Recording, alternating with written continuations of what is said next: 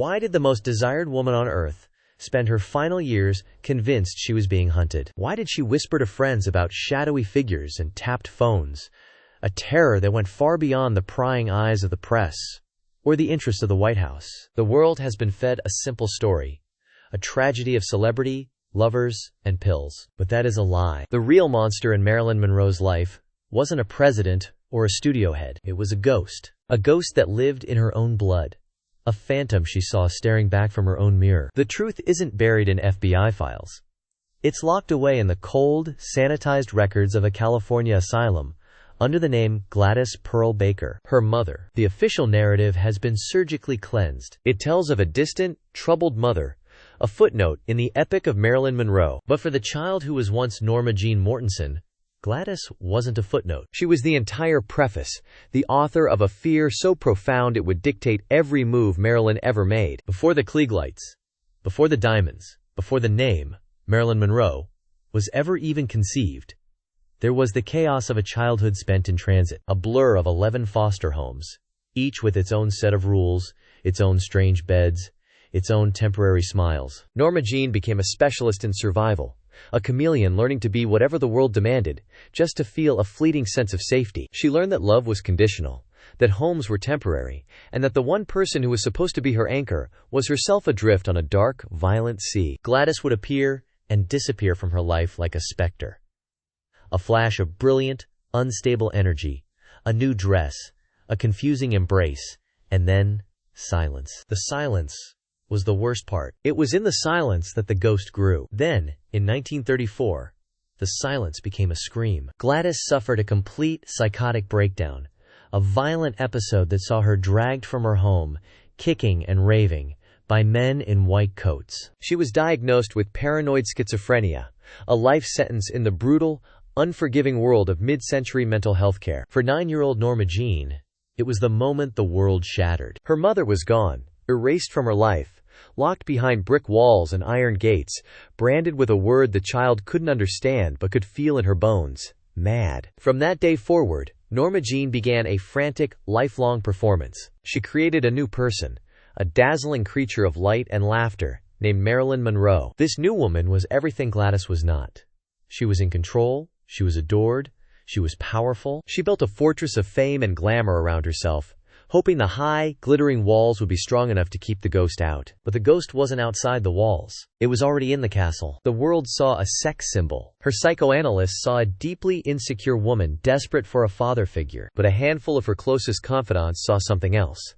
Something she only confessed in the dead of night. They saw a detective, secretly and obsessively investigating her own bloodline. The actress Susan Strasberg recalled Marilyn's chilling, recurring question: "Do you think it's catching?"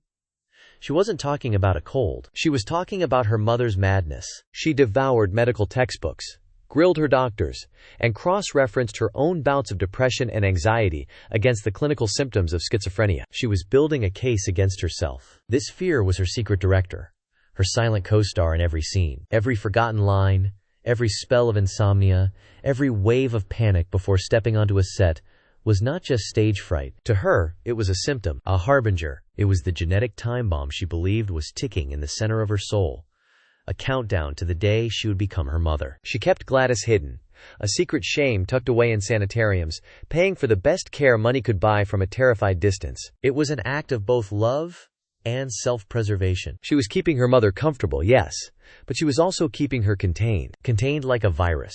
Gladys was a living, breathing premonition, a terrifying glimpse into a future Marilyn was running from at 1,000,000 miles an hour. The asylums that held her mother, Rockhaven Sanitarium, Norwalk State, were not just hospitals to Marilyn. They were visions of her own personal hell. Places where identity was stripped away, where you were no longer a person, just a diagnosis on a chart. The woman in those files was a ghost long before she died. Her records speak of a patient prone to delusions, of long stretches of mute catatonia, punctuated by desperate, failed escape attempts. She would write rambling, incoherent letters to the outside world, letters that were never sent. She would vanish for hours, only to be found wandering the hospital grounds, searching for a way out. She was fighting, in her own fractured way, for the one thing her famous daughter had in spades, yet felt she never truly possessed: freedom. Marilyn knew her mother was a prisoner, and she was beginning to feel like one too. But here, buried in the archives, the narrative takes a shocking turn. For all her terror, for all the distance she maintained,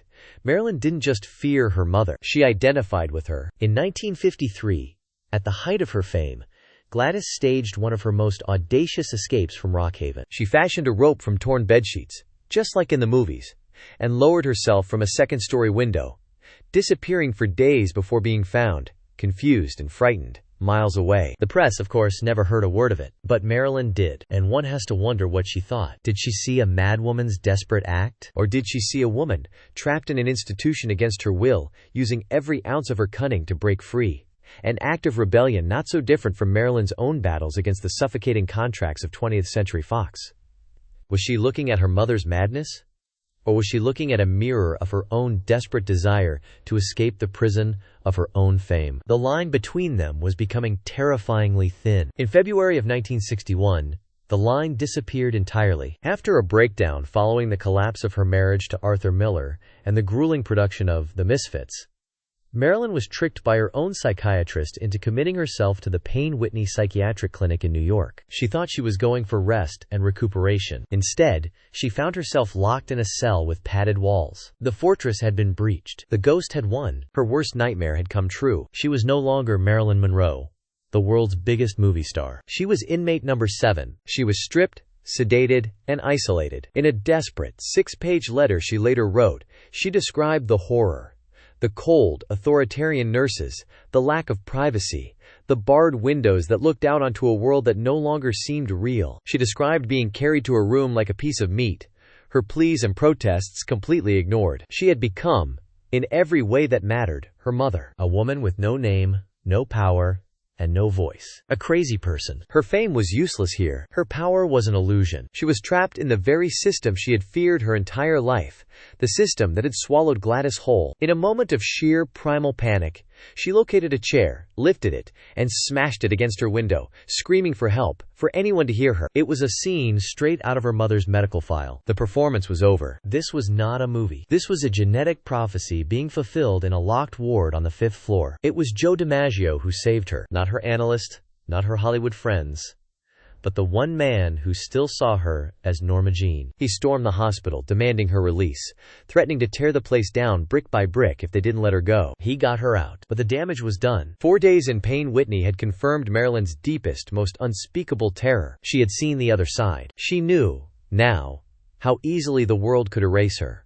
But the story of this curse, this terrifying inheritance, doesn't even begin with Gladys. The roots of the sickness go deeper, into the dark soil of her family's history, a history Marilyn herself was only just beginning to uncover. The ghost that haunted her had a ghost of its own. Her maternal grandmother, Della Monroe Granger, had also been committed. She died in the Norwalk State Hospital for the Insane in 1927, the cause of death listed as myocarditis, but her committal papers spoke of a deep, unshakable manic depression, and the darkness came from both sides. Marilyn's maternal grandfather, Otis Elmer Monroe, whom Della had divorced years earlier, also withered away in an asylum. He died at the Southern California State Hospital in San Bernardino, suffering from a psychosis so severe he was unable to recognize his own family. He was buried in a pauper's grave. It wasn't a single faulty gene. It was a bloodline saturated with mental illness. Marilyn Monroe was the product of 2 people who were themselves the children of institutionalized parents. The ticking time bomb she feared wasn't just from her mother. It was a perfect storm, a genetic pincer movement that had been closing in on her since the moment of her conception. The knowledge of this reshaped her entire struggle. She wasn't just fighting her mother's illness anymore. She was fighting a multi-generational plague. This is the key to understanding her final, chaotic year. 1962, the year of the Kennedys. The barbiturates, the firings, the legends. Every action she took was filtered through this new, terrifying lens. The desperate affairs with powerful men weren't just for affection. They were a search for a protector, for a strong bloodline to dilute her own. Her increasing reliance on her psychiatrist, Ralph Greenson, was more than just therapy. It was a desperate attempt to have an expert stand guard at the gates of her mind, to watch for the first signs of the family curse. Her paranoia intensified. She believed Greenson's office was bugged. She told friends the Mafia was watching her. She felt the walls closing in. The world dismissed it as the drug-fueled ramblings of a fading star. But for Marilyn, it was something far more sinister. How could she tell the difference between a real conspiracy and the paranoid delusions that had claimed her mother, her grandfather, and her grandmother. The enemy was no longer just outside. It was whispering from inside her own head. One of her last visits to see Gladys was a study in silence. Her mother, heavily medicated and detached, barely registered her daughter's presence. Marilyn sat there, the most famous woman in the world, looking at the blank face of her own origin, the source of her beauty and the source of her terror. She was looking at the woman she had spent her entire life trying to escape, and her entire life trying to save. In that quiet, sterile room, she was looking into a mirror that showed not the present, but the future. And she was beginning to see the resemblance. In late July of 1962, just days before her death, she placed a frantic call to a friend, her voice thin and reedy. She spoke of a profound emptiness, a feeling that something inside her had finally broken. She described it as a deep, quiet stillness descending on her mind, a fog she couldn't seem to shake. It was a stillness she recognized. She had seen it for years, sitting in the visiting room at Rockhaven. It was the stillness in her mother's eyes. This was the final surrender. The stillness was not peace. It was the eerie quiet of a battlefield after the last soldier has fallen. On the night of August 4th, in the quiet solitude of her Brentwood home, the war ended. The barbiturates, those chemical soldiers she had recruited to fight her anxiety, to silence the whispers of her DNA, finally overran the fortress. Was it an accident? A suicide? A murder? The world has debated the question for over half a century. But perhaps the truest answer is that Marilyn Monroe died of a lifelong affliction. She died of being Gladys's daughter. She died of being Della's and Otis's granddaughter. The specific mechanism of her death is almost secondary to the crushing, inescapable weight of her inheritance. The world mourned Marilyn Monroe, the incandescent goddess of the silver screen, the global symbol of desire. They mourned the persona she had so brilliantly constructed. But that night, alone in her bed, it was Norma Jean Mortensen who was lost, the lonely girl from the orphanages, the woman who had fought a 36-year war against the ghosts in her own bloodline. The tragedy isn't that she died. The tragedy is that she ever believed she could escape. But to define her by this ending is to misunderstand her triumph. She did not just inherit a curse.